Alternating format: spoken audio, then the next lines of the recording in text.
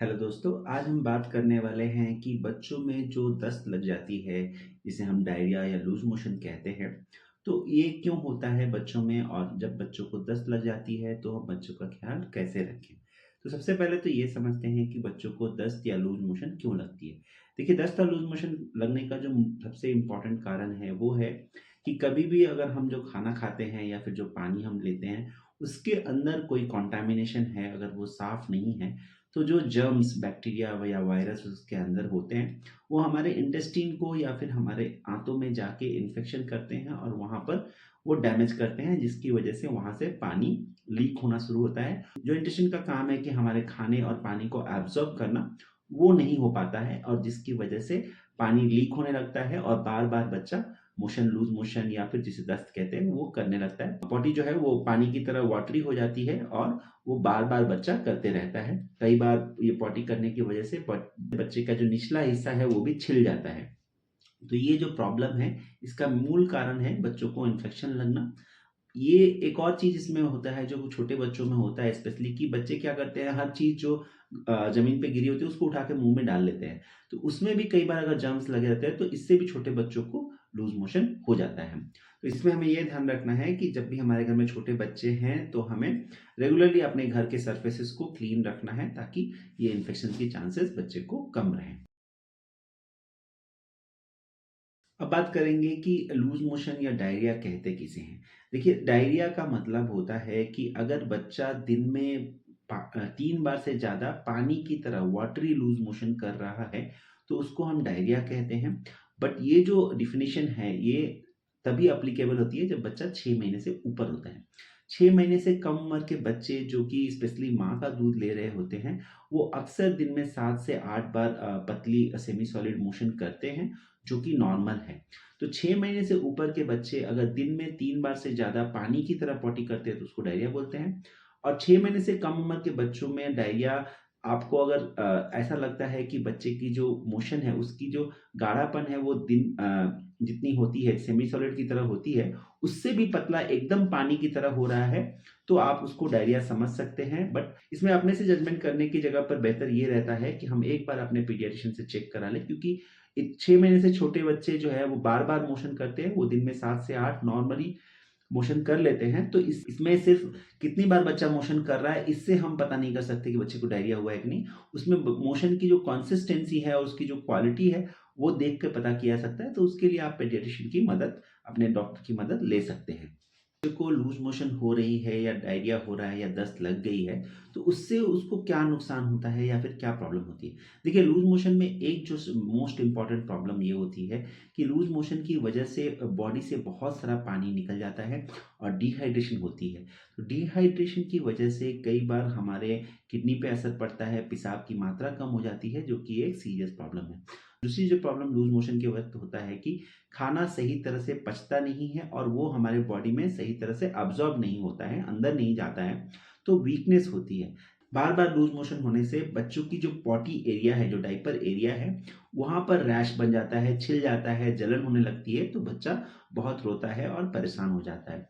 तो ये तो हो गई कॉमन प्रॉब्लम्स। अब बात करेंगे कि अगर बच्चे को दस्त लग जाए या लूज़ मोशन हो जाए, तो हमें घर पे क्या करना चाहिए? देखिए, सबसे पहली चीज़, बच्चे को अगर दस्त लग रही है तो आपको ओआरएस पिलाना है। ओआरएस ही डब्ल्यूएचओ मतलब वर्ल्ड हेल्थ ऑर्गेनाइजेशन से रिकमेंडेड बच्चे के लिए बेस्ट ट्रीटमेंट है। ओआरएस कैसे देना है बच्चों को? देखिए, ओआरएस जो है वो 2 सैचे में आता है। दोनों ही डब्ल्यूएचओ स्टैंडर्ड सैचे हैं। उनकी जो कॉम्पोज़िशन है वो सेम होती है। ये अलग-अलग ब्रांड नेम जैसे कि इलेक्ट्रॉल, वॉलाइट, ओआरएस इसके नाम से आता है। और जो बड़ा सैचे होता है जिसमें कि करीब-करीब 22 ग्राम का पाउडर होता है, उसको 1 लीटर पानी में घोल दिया जाता है। और जो छोटा सैचे होता है वो 4.4 ग्राम का होता है, उसको हम 200 एमएल पानी में घोलते हैं। किस एज में बच्चों को कितना देना है, इसके लिए आप ये चार्ट देख सकते हैं। 2 महीने से 2 साल के बच्चों को हर बार लूज़ मोशन करने के बाद आप 50 से 100 एमएल दे सकते हैं। 2 साल से 10 साल की उम्र के बच्चों को हर बार लूज़ मोशन करने के बाद 100 से 200 एमएल दिया जाता है। और जो 10 साल से बड़े बच्चे हैं, उनको हर बार लूज़ मोशन करने के बाद 200 एमएल ओआरएस दें, या अगर बच्चे को ज़्यादा चाहिए या वो ज़्यादा माँग रहा है, तो उससे ज़्यादा जितना बच्चा पी सकता है, उतना हम दे सकते हैं। ये तो हो गया डिहाइड्रेशन प्रिवेंशन की तरीका, बच्चों को अगर दस्त लग जाए तो कैसे हम डिहाइड्रेशन प्रिवेंट करें। बट अगर आपको कोई भी लक्षण दिख रहे हैं कि बच्चा अगर डिहाइड्रेट ऑलरेडी हो गया है, तो इस सिचुएशन में ज़रूर आपको अपने पीडियाट्रिशियन से कंसल्ट करके सही मात्रा में ओआरएस और दूसरी दवाइयों को इस्तेमाल करना चाहिए, घर पे रखना नहीं चाहिए। डिहाइड्रेशन के लक्षण क्या होते हैं, मैं आगे चल के इस वीडियो में समझाने वाला हूँ। अगर बच्चा 6 महीने से कम उम्र का है और उसको लूज़ मोशंस हो रहे हैं, तो उसमें हमें ज़्यादा से ज़्यादा दूध पिलाना है और डॉक्टर की कंसल्टेशन ज़रूर करनी है। अगर 6 महीने से कम उम्र के बच्चे को अगर आपको लगता है कि ज़्यादा लूज़ मोशन हो रही है, तो चूँकि ये बच्चे बहुत छोटे होते हैं, इनकी इम्यूनिटी थोड़ी वीक होती है, तो ऐसी सिचुएशन में पीडियाट्रिशियन से ज़रूर कंसल्ट करना ज़रूरी है। अब बात करेंगे कि कई बार ऐसा होता है कि जो बच्चे हैं उनको ओआरएस का टेस्ट पसंद नहीं आता है। तो हम क्या कर सकते हैं? देखिए, अगर बच्चे को ओआरएस का टेस्ट नहीं पसंद आता है तो दूसरे ओरल रिहाइड्रेशन सॉल्यूशंस हम यूज़ कर सकते हैं।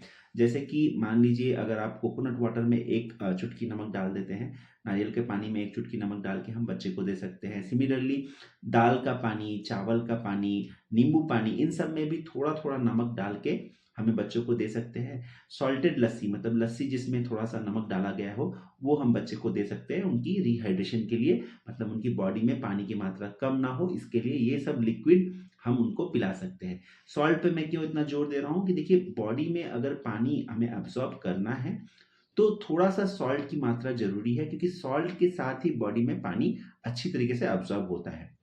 तो अगर आपके बच्चे को लूज़ मोशन है, तो आप सबसे पहले तो ओआरएस ट्राई करें। अगर ओआरएस बच्चा नहीं पीता, उसको ओआरएस की टेस्ट पसंद नहीं है, तो आप नारियल का पानी, नींबू का पानी, दाल का पानी, चावल का पानी या फिर लस्सी को थोड़ा नमक डाल के दे सकते हैं। और कई बार ऐसे सीधा सिंपल पानी भी हम दे सकते हैं, बट सिंपल पानी उतनी अच्छी मात्रा में अब्ज़ॉर्ब नहीं होता है, जैसे कि मैंने ऑलरेडी आपको समझाया। अब बात करेंगे कि घर पे ओआरएस कैसे बना सकते हैं। मान लीजिए कि आपको और बच्चे को रात के समय दस्त लगी है या फिर ऐसी सिचुएशन में है जहां आपको ओआरएस खरीद नहीं सकते, तो घर पे ओआरएस बनाने का एक सिंपल तरीका है कि 1 लीटर पानी में 6 चम्मच आप चीनी डाल लीजिए और आधा चम्मच नमक डाल के उसको मिला दीजिए। तो उसकी जो कॉम्पोजिशन है वो स्टैंडर्ड डब्ल्यूएचओ ओआरएस के आसपास हो जाती है, और ये होममेड ओआरएस आप तब तक यूज कर सकते हैं जब तक आप स्टैंडर्ड ओआरएस ना ले लें। ओआरएस के अलावा जो ट्रीटमेंट डायरिया के लिए रिकमेंडेड है वो है जिंक। तो जिंक की सिरप या ड्रॉप आती है बच्चों के लिए, और उसकी जो प्रॉपर डोज है वो डॉक्टर से कंसल्ट करके आप ले सकते हैं। जिंक का ये फायदा होता है कि जो हमारी इंटेस्टाइन है उसको हील करने में मदद करता है, और उससे लूज मोशन की क्वांटिटी, मतलब एक बार में बच्चा जो लूज मोशन पास कर रहा है उसकी क्वांटिटी भी कम होती है, और जो बच्चा नंबर ऑफ स्टूल्स, मतलब बच्चा कितनी बार मोशन जा रहा है वो भी कम हो जाता है। बच्चे का बार बार पॉटी जाना ये भी कम हो जाता है जिंक की मदद से।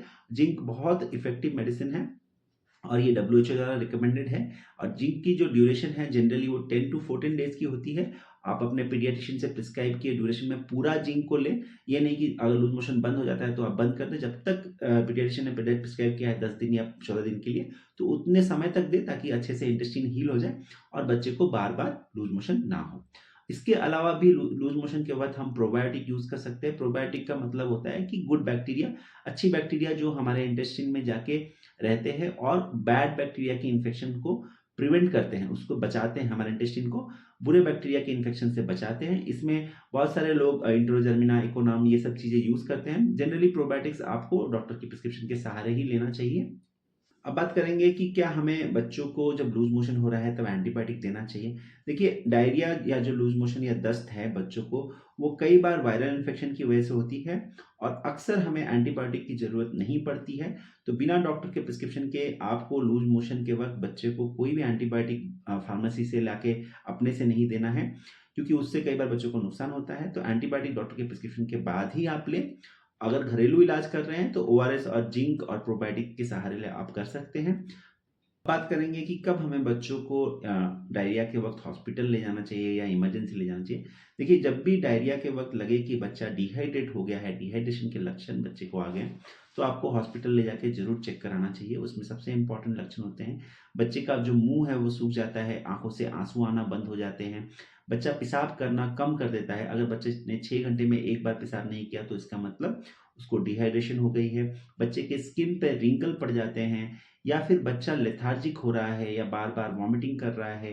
डायरिया के साथ अगर बच्चे को बहुत ज़्यादा फीवर आ रही है, तो ये सारे ऐसे लक्षण हैं जब हमें बच्चे को हॉस्पिटल ले जाके इमीडिएटली ट्रीटमेंट कराना चाहिए। अक्सर ऐसा होता है कि डिहाइड्रेशन के वक़्त हमें बच्चों को आईवी फ्लूइड, मतलब इंजेक्शन के माध्यम से हमें बच्चों को फ्लूइड देने की ज़रूरत पड़ती है। अगर बच्चा पानी नहीं पी रहा है या खाना नहीं खा रहा है या बहुत सुस्त हो गया है, तो ऐसी सिचुएशन में भी हमें बच्चे को हॉस्पिटल ले जाना बहुत ज़रूरी है। कई बार पेरेंट्स ये पूछते हैं कि बच्चे को बार-बार लूज़ मोशन हो रही है, तो इसमें इसका कारण क्या है और इसमें हम क्या कर सकते हैं? तो देखिए, बार-बार लूज़ मोशन का कारण यही होता है कि आपके बच्चे को अक्सर ऐसा होता है कि कहीं न कहीं से इन्फेक्शन लग रही है। तो इसमें आपको सफाई का बहुत ध्यान रखना है, अपने घर के बर्तन को साफ रखना है और दूसरी चीज़ है, जब भी आप खाना पकाते हो तो अच्छे से हाथ धो लो, खाना खाते वक़्त और खाना खाने के बाद भी हाथ धोना ज़रूरी है। जब भी हम बाथरूम का यूज़ कर रहे हैं तो भी हमें हाथ धोना बहुत ज़रूरी है।